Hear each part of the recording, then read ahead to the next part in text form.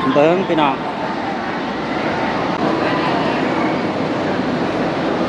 สวัสดีครับท่านผู้ชมตอนนี้ปลาทองมาอยู่สถานีมอชิดโอ้โหพี่น้องวันนี้วันที่12นะพี่น้องที่12สี่กลับบ้านครับพี่น้องกลับบ้านเฮ้พี่น้องเบิ้งคนพี่น้องวันนี้โอ้โหสุดยอดดีพี่น้องความมันหลาย5 แสนขนาดพี่น้องเทศกาลสงกรานต์เนาะพี่น้องไปพี่น้องเดี๋ยวปลาทองกับทีกลับกล้องให้ท่านผู้ชมคนล่างระหว่างคนที่หน่อยหลายขนาดไหนเนาะพี่น้องไปชมเบิ่งน้ำกันนี่พี่น้องรถโอ้ยเต็มเลยพี่น้องเพราะว่ามาท่องได้รถเสริมเนาะพี่น้องได้รถเสริมปกติถ้านั่งรถช่องเม็กกับสี่อยู่ช่อง49-50เนาะพี่น้องรถเสริมพูดมาท่องก็ต้องไปอีกฝั่งนึงเนาะทุกคนเบิ่งเอาทุกคนได้ผลโอ้ยพี่น้อง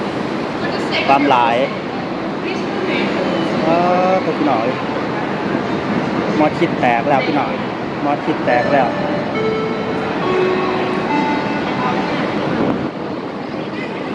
ไปพี่น้องเดี๋ยวปลาทองจะพาทุกคนไปชมเบิ่งบรรยากาศคนโอ้หนาแน่นขนาดนอทุกคนคนโทษ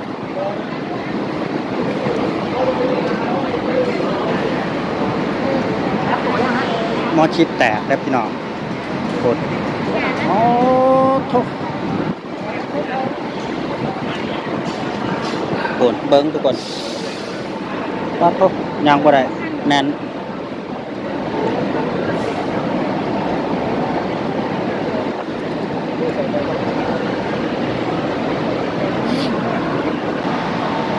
คนมาโทษพี่น้องเลยคนเต็มทั้งสองฝั่งเลยทุกคนฝั่งนี้ก็เต็มฝั่งนั้นก็เต็มเบิ่งเอาทุกคนเลยมอชิดแตกเมื่อนี้วันที่12นะทุกคนตัวปลาทองกับกลับบ้านไปเยี่ยมดูเยี่ยมเต้านะทุกคนทุกเบิ่งแน่นทุกมุมคนพี่น้องเอ้ยยางแทบก็ได้เลยมอชิดเลยทุก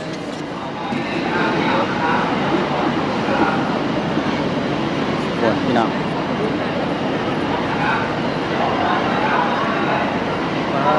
พี่น้อง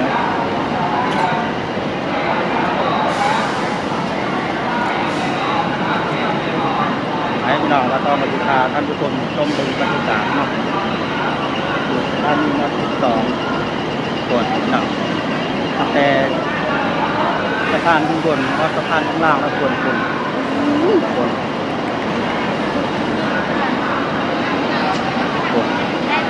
ป้าตัวพี่น้องปีนี้ถือว่าลายคักลายแห้งดีนะพี่น้องวันนี้วันที่12ทุกคนที่12ตัวเป็นวันสุดท้ายผู้ใดก็จะกลับบ้านน้องพี่น้องไปหาพ่อหาแม่หาลูกหาเต่าเนาะหาพ่อเฒ่าแม่เฒ่าครับผู้ใหญ่เนี่ยรถนำตามหัวของผู้หลักผู้ใหญ่ผู้เฒ่าผู้แก่เนาะทุกคนนี่โอ้ยบรรยากาศประมาณนี้นะทุกคน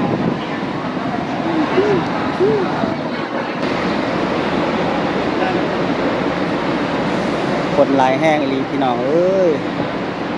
มันมีเบอร์นะทุกคนนี่อันนี้แพร่พี่น้องแพร่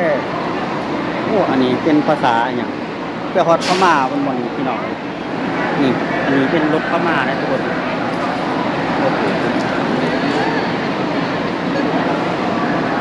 ป้าทุกพี่น้องแม่สอดคันนี้ไปแม่สอดพี่น้องไปแม่สอดจังหวัดตากนะทุกคนไปทางแสดงพม่าหรือว่าเทศพม่านะทุกคนไปทางแม่สอดคนเต็มเลยคนเลยคนอันนี้เป็นด้านนอกนะทุกคนเป็นด้านนอกส่วนด้านในเป็นปูฝั่งนั้นก็มีเต็มเลยทุกคนฝั่งนั้นก็มีคนเลยเต็มเลยคนไอ้ฝั่งนั้นก็จะเป็นฝั่งที่ไอ้เขาไปซื้อตั๋วนะคนไปซื้อตั๋วอยู่ฝั่งนั้นนะนี่ ไปซื้อตั๋วฟังนั้นบางคนก็เดินไปลงฟังนี้ก็ได้เนาะพี่น้องลงฟังนี้ก็ได้ก็ขึ้นไปลงฟังนั้นก็ได้เนาะพี่น้องมี2ทางมันสิมีสะพานลอยใต้วอล์กเนาะพี่น้องเดินซื้อตั๋วข้างบนคนทางในหลายพี่น้องเต็มย่างจนสิบ่ได้นะทุกคนโอ้โหเดี๋ยวว่าทองกับสิพาทุกคนเดินรอบๆเบิ่งพระเจ้าขึ้นรถว่าทองไปเที่ยว3 ทุ่มครึ่งเนาะพี่น้องเบิ่งคนพี่น้องเอ้ยพี่น้องเอ้ยคนลายแห้งดีคนมาคิดแตกแล้วพี่น้องเลยคนเต็มเลย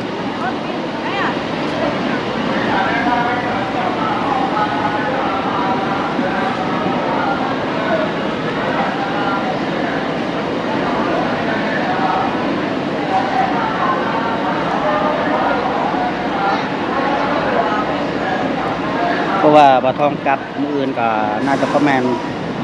6-7 โมงก็ทองเม็กครับทุกคนหน่อยอ่อนซ่อนเยอะอ่อนซ่อนหลาย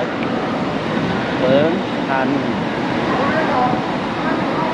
โดยสารมอชิดทุกคนกรุงเทพมุกดาหารมีเบิร์ดทุกคนเลยมันมีลายจังหวัดนะทุกคนส่วนบะทองกับผู้อยู่ฝั่งนั้นนะทุกคนเพราะว่าบะทองได้ตัวรถเสริมนะทุกคนได้รถเสริมเดี๋ยวบะทองกับสิพาทุกคนไปชมเบิ่งบรรยากาศชันชลาฝั่งนี้นะบะทองอยู่ฝั่งนอกนะทุกคนอยู่ชันชลา525นะทุกคนป้าบพี่น้องนี่เบิ่งเอาพี่น้องความสะดวกสบายความบริการนี่อันนี้คือรถห้องน้ำนะพี่น้องนี่รถห้องน้ำนะทุกคนนี่รถห้องน้ำเซยทุกคนเลยความสะดวกความสบายบริการฟรีนะพี่น้องนี่คือรถห้องน้ำนี่มาท่องขึ้นอยู่ดีเลยทุกคนชันชลา525นะทุกคน525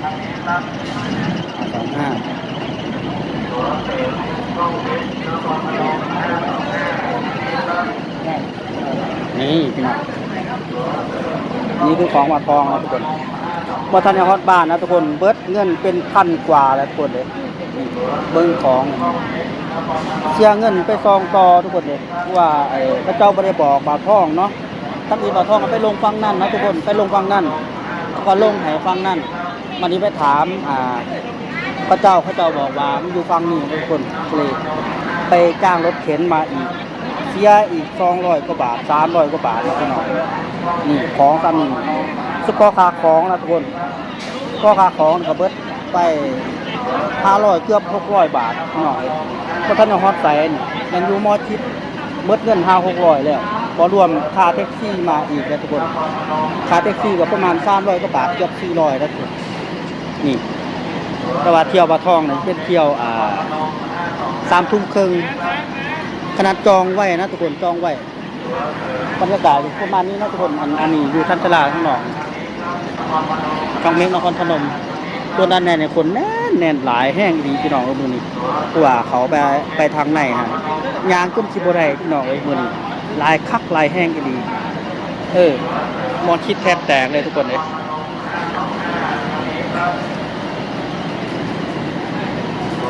เป็นยังไงเสียเงินดีใจวะดีใจได้หลายดีใจร้ายมากเลยขนาดผมว่าท่านฮอตใส่เสียเงินเป็นพันเลยพี่น้องเลยมันดีใจได้ดีใจจะได้กลับบ้าน5 ลูก5 พ่อ5 แม่เก่าว่าจะฮอตบ้านมีเงินกับเบิ